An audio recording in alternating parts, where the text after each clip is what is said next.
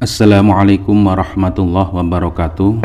Para pemirsa yang dirahmati Allah Subhanahu wa taala, pada kesempatan kali ini kami akan menyajikan sebuah tausiah dari Kiai Haji Mukhlason Rosyid dari Mojokerto.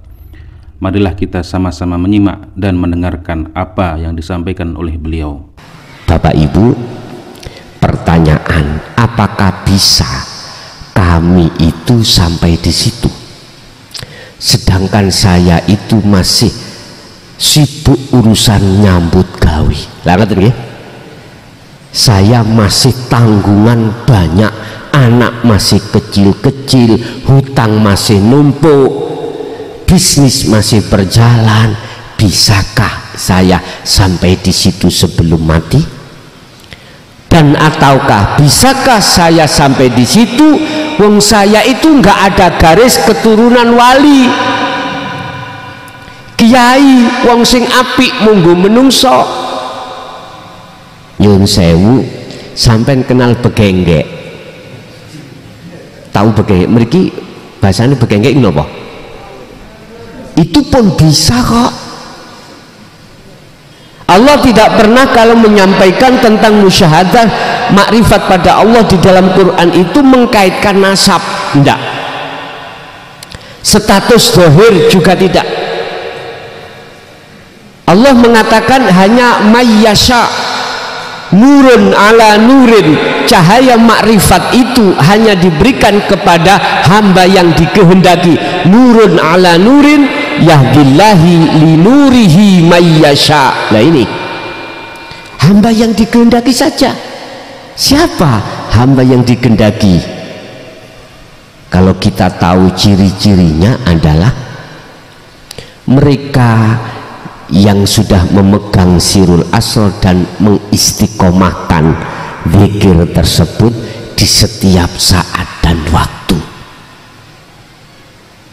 Sibuk urusan kerja itu bukan alasan, bukan alasan utawa halangan yang menghalangi antara ruhaniyah sampai bertemu Allah. Nggak bisa, karena Allah pun di tengah-tengah pekerjaan.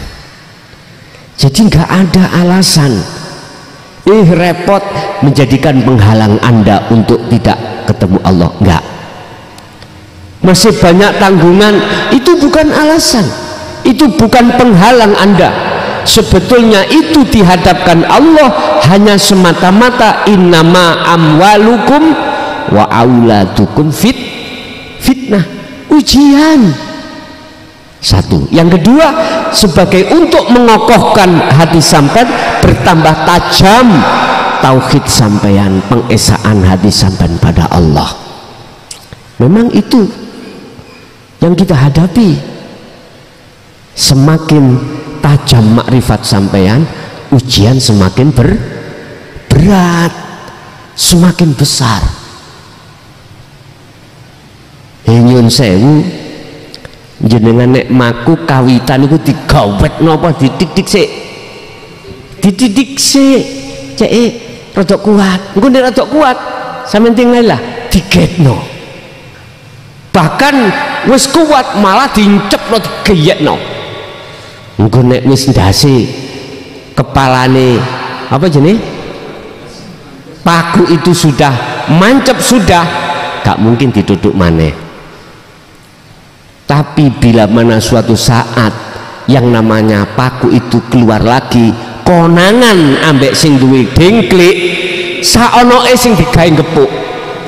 Kadang ada batu didodokno lagi gitu Pak ya.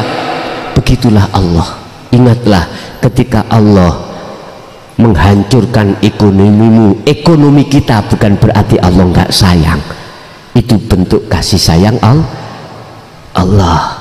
Kata Allah gini, iki cekak ganggu awakmu tak entek nih des, bojone gak ngecemes saiki ngecem lho, ilingo iku kasih sayang Allah. Yang tadinya itu istri kita itu dikasih belanja 300 iku meneng, saat ini dikasih 500 ngomel-ngomel. Udah kasih sayang Allah, nggak apa-apa. pasti kok dikasih lebih daripada 500 kok. Wa may yattaqillaha yaj'al lahu makhrajan. Qur'ane wis ngomong ngoten ya. Bapak Ibu hadirin jamaah rahimakumullah. Jadi kekasih Allah tidak memandang prosesnya dari nasab, ndak, atau fisik kita sebagai orang yang ahli ibadah juga tidak. Sing penting wong iki wis gelem nrimo, hatinya sudah bisa menerima ajaran Rasulullah ini, terus melaksanakan dengan istiqomah. Pastilah inilah calon kekasih Allah, bahkan nanti sebelum meninggal dia akan menjadi kekasih Allah. Pun niki prosesi Pak, prosesi wonten mriku. Sebab Allah sudah katakan nurun ala nurin, surat Nur ayat 35 tadi.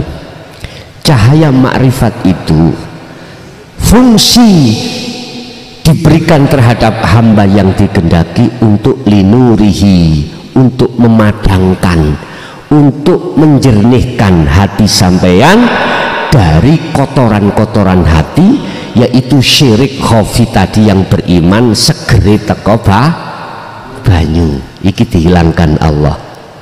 Cara gelap bisanya itu terang, gelapnya hilang, cahaya didatangkan. Ketika cahaya makrifat itu datang, saknalika iman terhadap air hilang. Ketika cahaya lampu ini datang, maka saat itu kegelapan akan qul ja'al haqqu wa zahaqal batil innal batila kana zahuqa. Langsung nyisih mayyasya terhadap hamba yang dikehendaki. Siapakah hamba yang dikehendaki? Dialah para pengikut setia baginda Rasulullah Sallallahu Alaihi Wasallam. Itulah beliau yang selalu mengikuti ajaran dinul haq. Beliau termasuk kita-kita ini. Saya katakan kita-kita ini yo ojo dadi takabur jenengan. Jangan. Garis lurus keturunan atau pewaris para nabi dan rasul khususnya adalah tabi'ina sholihin, yang hatinya itu hanya bersandar pada Allah. Oke Bapak Ibu, itu apa yang bisa kami sampaikan berkenaan dengan materi kita, ciri-ciri para kekasih Allah itu yang bagaimana, sesuai dengan surat Yunus ayat 62 dan 63. Kita masuk pada sesi tanya jawab atau dialog, atau yang menambahi monggo kami persilakan.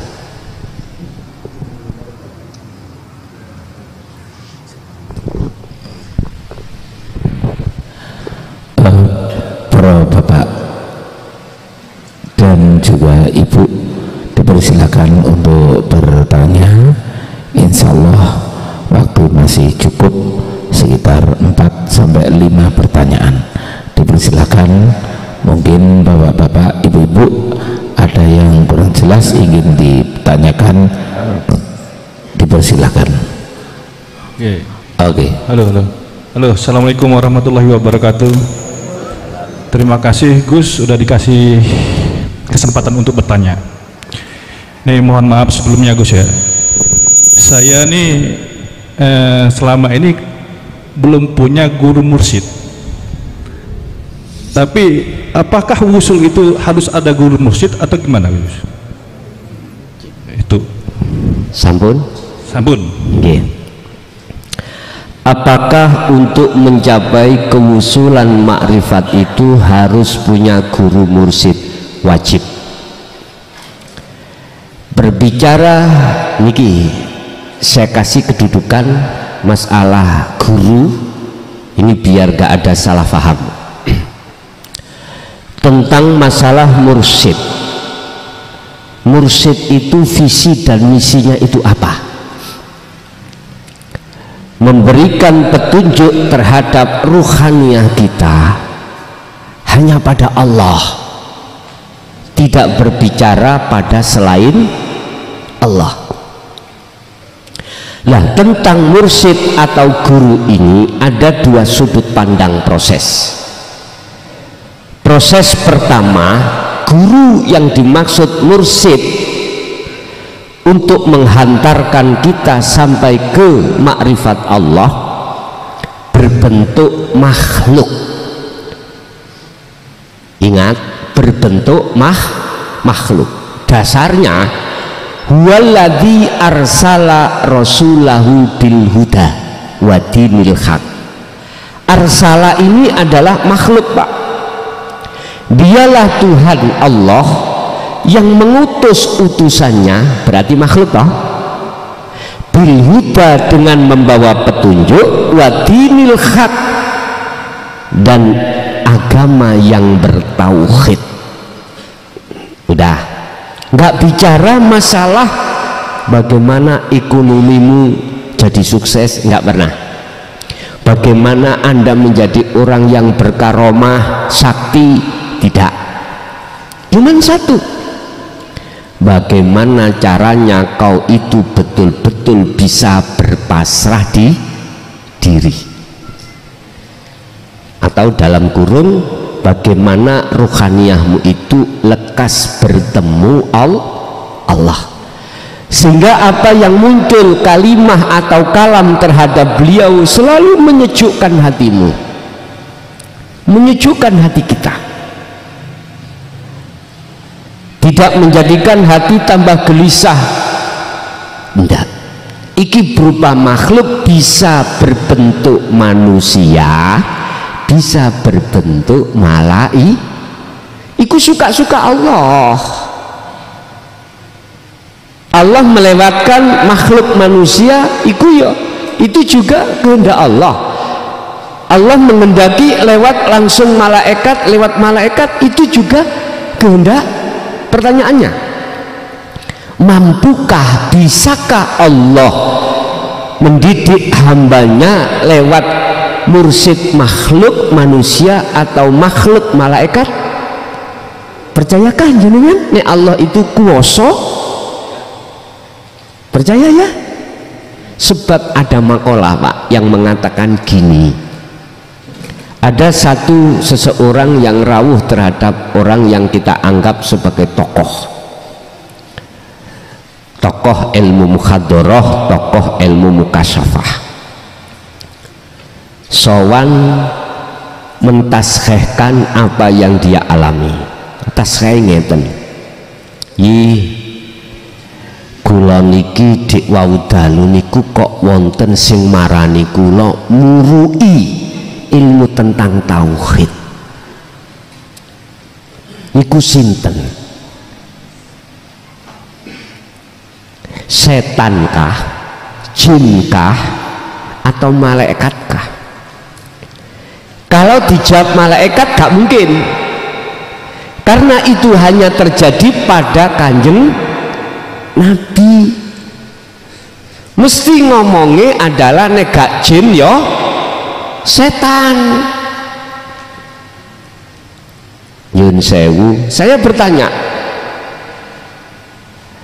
Allah kuasa enggak, mampu enggak menghendaki hambanya diajarkan tentang ilmu tauhid lewat makhluk berupa malaikat? Kalau di dalam hati saya yakin billahi Allah kuasa, kapanpun Allah kuasa. Tapi saya menemukan makalah, itulah zaman Nabi, kalau zaman sekarang nggak akan terjadi. Boleh saya bertanya, Allah dulu pada zaman Nabi dengan Allah sekarang sama nggak? Tak ganti Allah Makalah muncul itu memang karena keterbatasan pengetahuan hati kita pada musyahadah. Itu loh sebetulnya ada di situ. Itu guru dari sisi proses makhluk. Yang kedua, yang dimaksud guru di sini mursyid yang kami tadi jawab wajib. Ada kalanya kalau sudah sampai melewati guru pandangan makhluk manusia atau malaikat, akhirnya inilah Pak, jenengan akan tahu sejati ini guru kita itu siapa. Allah. Coba kalau tidak ada Allah pada makhluk manusia malaikat, bisa manusia itu memberikan petunjuk? Bisa malaikat menyampaikan wahyu tanpa Allah di situ? Tolong dibuka di dalam surat Al-Qasas. Allah katakan innaka la tahdi la tahdi man ahbabta. Surat Al-Qasas ayat 56. Innaka sak temene sira Muhammad, ini langsung Rasulullah loh ya. Allah katakan sesungguhnya kaum Muhammad ikulah tahdi man ahbabta. Tidak bisa kau membimbing, tidak bisa kau memberikan petunjuk terhadap orang yang sekalipun orang itu orang dekatmu, orang dekat beliau, sinten kekasihnya yang dekat adalah anak, istri, para sahabat. Menurut ayat ini orang dekatnya saja tidak bisa beliau memberikan petunjuk terhadapnya, apalagi orang jauh kado seperti sampean kali kula iki. Jauh lah ngoten nggih. Enggak bisa. Wis. Mumpun dilekse ayat iki. Ayo dikecapi dirasakno iki sing bener piye ayat iki mungkin. Walakinallaha yahdi may yasha. Tetapi Muhammad yang bisa memberikan petunjuk itu adalah Allah. Aku iki ya, terhadap mayyasha, terhadap orang-orang yang dikehendaki. Gini Pak, kalau jenengan itu sudah kebuka hati sampai tentang mursyid sejati, guru sejati, ternyata jawabnya adalah Allah. Sehingga Anda olehnya memuji itu enggak keliru.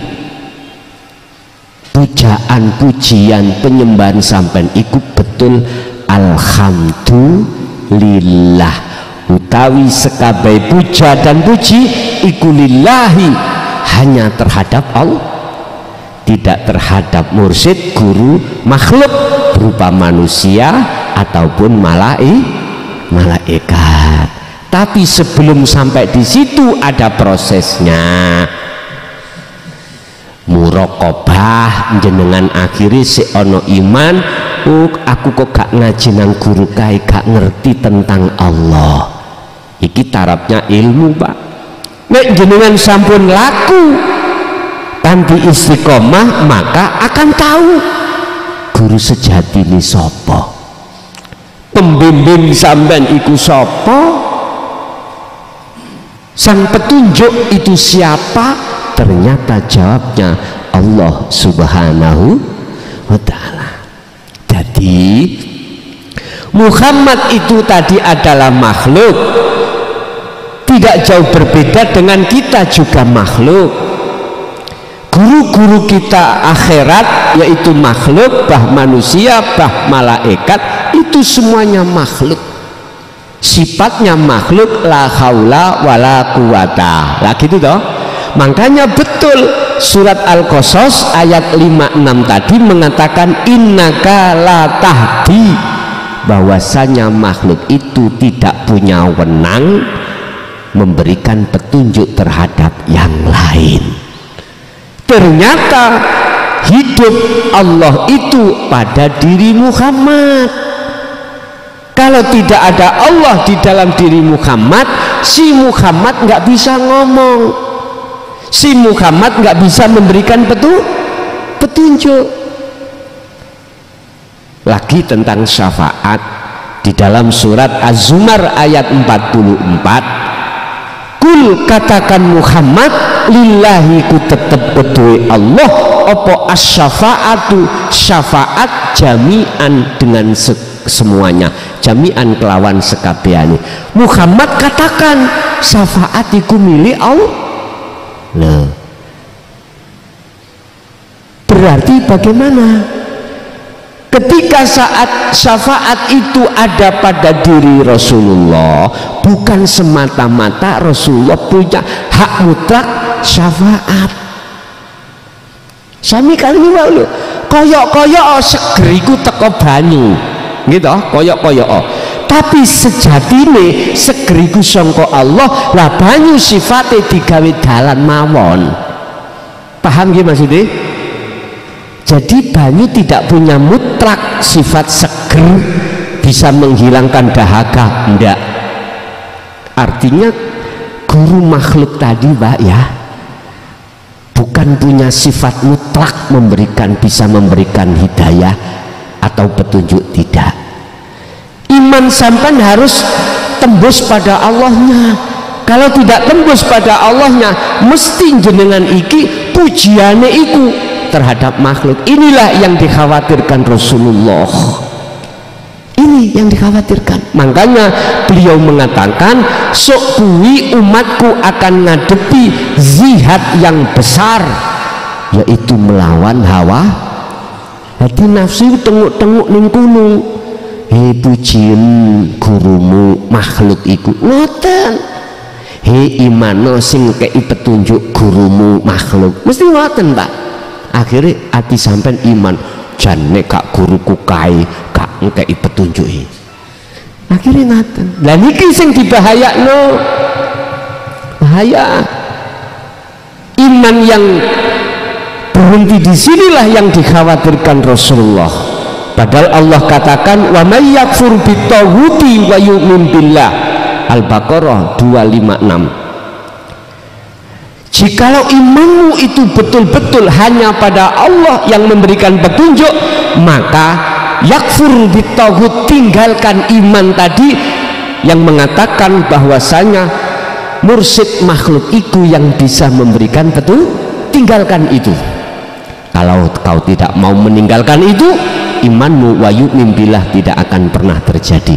Inilah yang dikhawatirkan Rasulullah. Entah saya juga tidak ambil nggak iso mikir Pak, yang mengatakan bahwasanya selain Allah itu bisa memberikan manfaat dan mudarat. Saya juga nggak habis pikir iki nyelintung no ayat teko endi, dasare teko endi, tapi faktanya ngono. Sebetulnya mudah saja jawabannya, karena mereka hanya berhenti di iman, tidak ke ihsan. Wis titik. Makanya Allah peringatkan di dalam surah Al-Baqarah ayat 208, ya ayyuhalladzina amanu dkhulu fisilmi kafah, masuklah kau di dalam agama Islam dengan sempurna. Sempurna itu berarti sampai mencapai makrifat. Di situ kok ya ayyuhal muslimun, ya mestinya ya ayyuhal muslimun, kok ya ayyuhalladzina amanu. Wis iman kok dikon Islam maneh, padahal tatanane Islam iman wis iman dikon Islam maneh, lak mudun lah mulian turun. Kok ya ayyuhal muslimun rodok maton, tapi ya ayyuhalladzina amanu berarti iman kita belum benar. Bisanya benar harus ke ihsan. Dengan kesempurnaan Islam panjenengan inilah nanti akan naik menjadi iman yang sudah ihsan. Jadi Bapak wajib miturut proses keilmiahan, wajib. Tapi lah ada satu makalah lagi, tanpa guru makhluk mampu Gusti Allah. Halo, mampu terhadap hamba siapapun yang dikehendaki, sakit dan bisa Allah menghendaki hambanya yang dipilih langsung tanpa malaikat, langsung tanpa makhluk manusia. Allah sendiri yang membimbing dia tanpa diketahui siapapun termasuk malaikat, enggak ngerti. Pertanyaannya, kuasakah Allah? Kalau saya wallahi kuasa, sebab Qur'annya sudah ngomong innallaha ala kulli syai'in qadir. Allah sanggup dan berkuasa atas segala apapun. baik yang bisa diterima akal maupun tidak bisa diterima akal. Cuman berhubung kebanyakan manusia itu hanya memiliki hujjah. Hujjah itu bukti atau makalah dasar secara akliyah saja, maka mengatakan tidak mungkin. Kalau ada seseorang yang langsung diajari dening oleh Allah, yes kak popo imani pandangane dewe. Kalau saya sendiri, saya yakin tanpa guru makhluk manusia atau malaikat, Allah langsung mendidik, membimbing hamba yang dikehendaki, begitu bisa terjadi. Alhamdulillahirabbil alamin. Demikianlah tausiah dari Kiai Haji Mukhlason Rosyid, yang mana beliau adalah pengasuh Pondok Pesantren Jaya Baru yang terletak di daerah Mojokerto, Jawa Timur. Tepatnya yaitu ada di Kecamatan Bangsal, Desa Sumbertebu, Jalan Perjuangan, Desa Gelonggongan atau Dusun Gelonggongan. Beliau adalah ulama sufi, ulama tauhid yang mengajarkan ilmu-ilmu tauhid dan tasawuf, yang mana dalam ilmu ini juga berkaitan dengan ilmu leluhur Jawa yang mengutamakan ajaran kebatinan atau ilmu ruhani. Dan ilmu tasawuf tauhid ini mengajarkan supaya manusia tidak tersesat nantinya. Tahu sejatinya diciptakan itu harus bagaimana, dan ketika sudah meninggal dunia harus ke arah mana jalannya. Semoga apa yang disampaikan oleh beliau Al-Mukarram Kiai Haji Mukhlason Rosyid benar-benar bisa memberi penerangan bagi kita yang buta akan pengetahuan dan gelapnya perjalanan kita untuk menempuh ke jalan Allah Subhanahu wa ta'ala. Demikian, semoga bermanfaat. Wa'afu minkum. Wassalamualaikum warahmatullahi wabarakatuh.